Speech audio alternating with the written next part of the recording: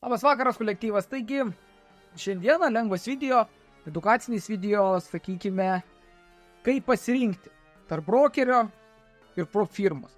Nes dabartinėje, pavyzdžiui, mano situacijoje, aš turiu tiek brokeryje, tiek prop firmose. Iš tikrųjų, pas mane yra keletą ir visą informaciją mano blogą gali susirasti tiek brokeris, aš naudoju Capą, tiek fundingo įmonės, tai yra Funding Traders.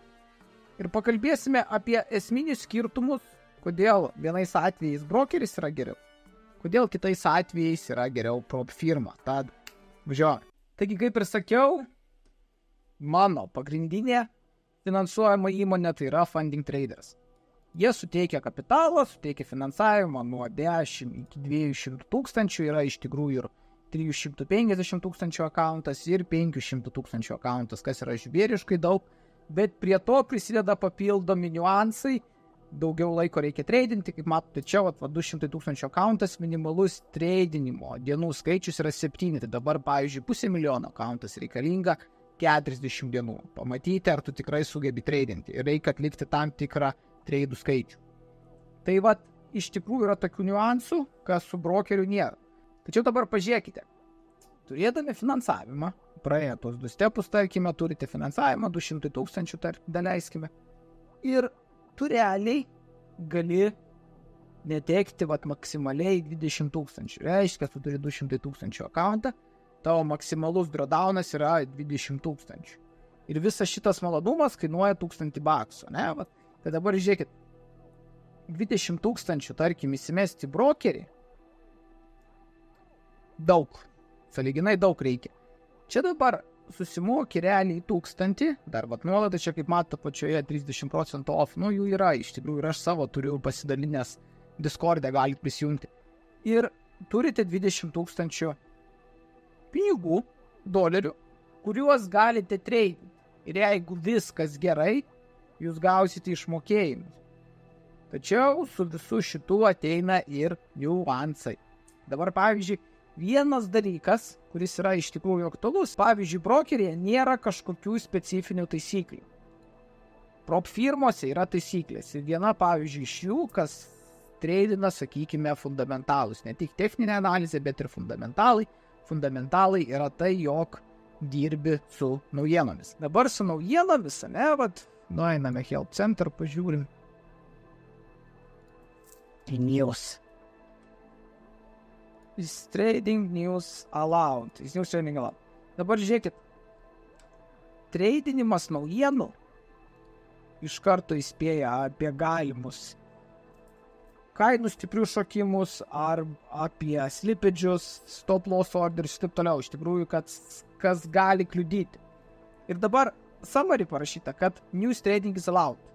Bet dabar nautas apačiau išdėtas, kad relying heavily on news trading, kad reiškia stipriai dirbanties naujienų tradinimu yra negalimas variantas tiek challenge metu, tiek gavus finansavimą, nes iš tikrųjų tai yra didelė rizika prop firmai, nes automatiškai, jeigu pas tave didelis akauntas, jie tave deda į live rinką. Ta prasme, masterio akauntas, kas būtų šiuo atveju stenas, kopijuoja tavo treidus. Tai dabar žiūrėk, jeigu tu grinai eini tik naujienų, eini pagamblinti ir, sakykime, su vienu treidu bandai uždirbti 10%, nuo 200 tūkstančių iš tikrųjų įmanoma su naujienomis, pataikysi, valio turėtų.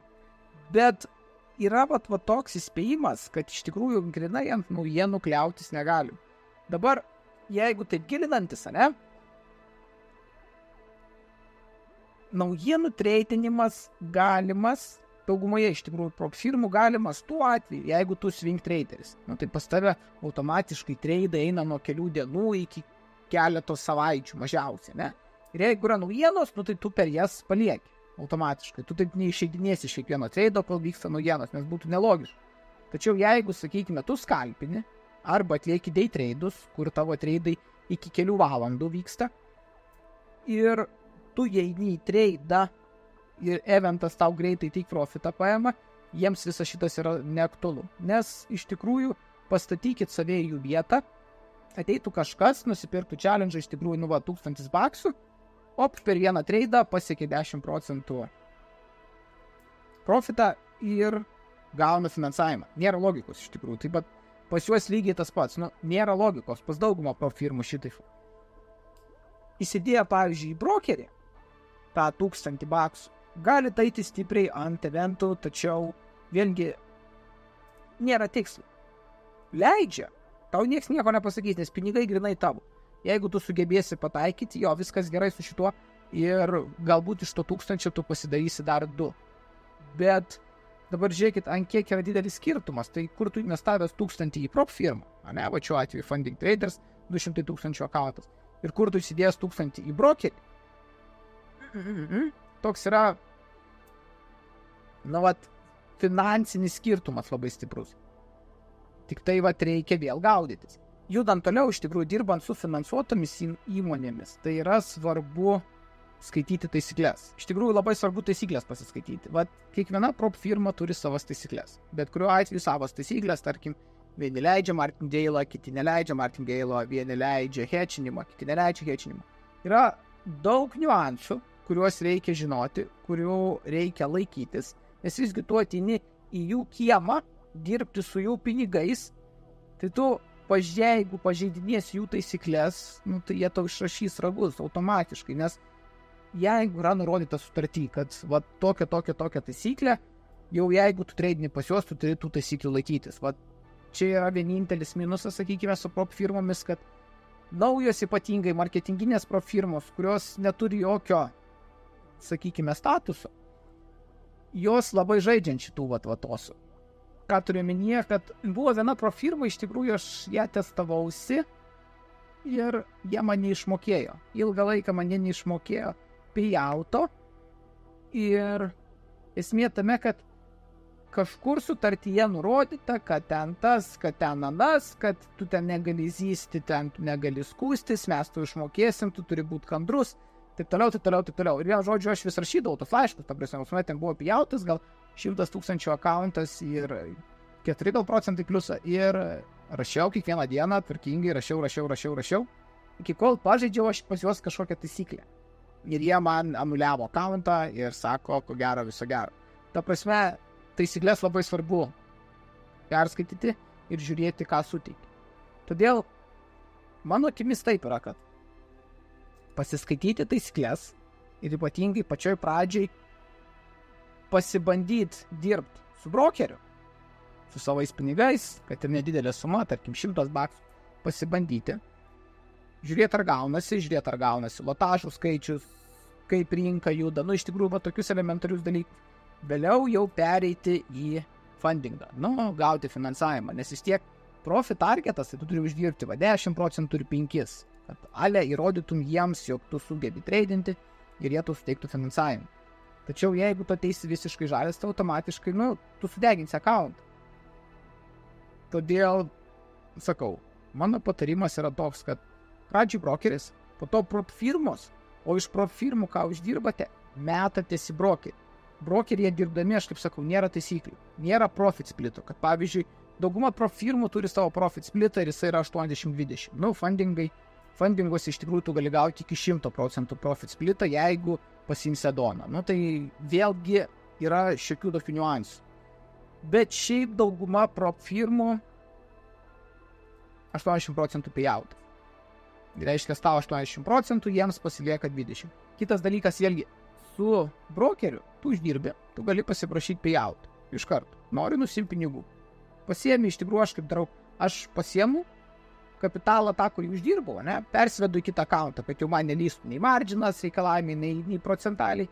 Vienu žodžiu, kad jau tikrai gaučiau payoutą. Ir man iš tikrųjų taip, paprašai, sekančią dieną kripto, 2 dienas. Vat kas man patinka su AidCapu, kad kripto galėjo pasiprašyti ir tau bus išmokėjimas.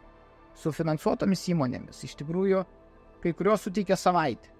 Fundinguose tu gali gauti išmokėjimus kas savaitę, kas yra labai gerai.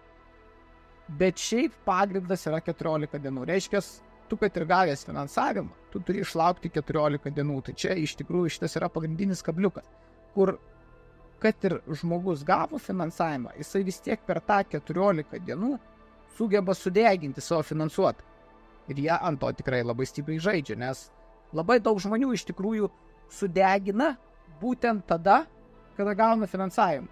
Todėl kaip ir sakau, iš tikrųjų, dėliokitės, pasiskaitykit, žinokit, kas prie ko, žinokit kažkiek teorijos ir dirbti aš siūlau tokia tvarka. Brokeris, pati pradžia, prop firmos, taip, ir tada jau kaupi kapitalą prop firmose, papildomai perkies challenge'us, keli savo kapitalą, merginį ir payoutus išmokė į savo brokerį. Nes, kaip sakiau, 8capas, pavyzdžiui, kripto priemo. Tai kripto gauni išmokėjimus, persivedi į tenais kripto. Labai viskas patogu. Ir brokeryje kaupi pinigus. Iš tikrųjų, brokeris netgi geriau negu mūsų bankai, tai paimkime, ne? Nes tu bet kada gali pasiprašyti pinigų, tau niekas sąskaitų neužšaldys ir pasiprašai, tau išmoka ir viskas. Tiesiog, kad reikia laukti. Taigi, ačiū, kad žiūrėjote. Kaip sakau, mokomės, judame, brokeris, pro firmos, po biškį keliame balansą ir judame visi link bendro tikslo. Uždirbti dolerių. Bye bye.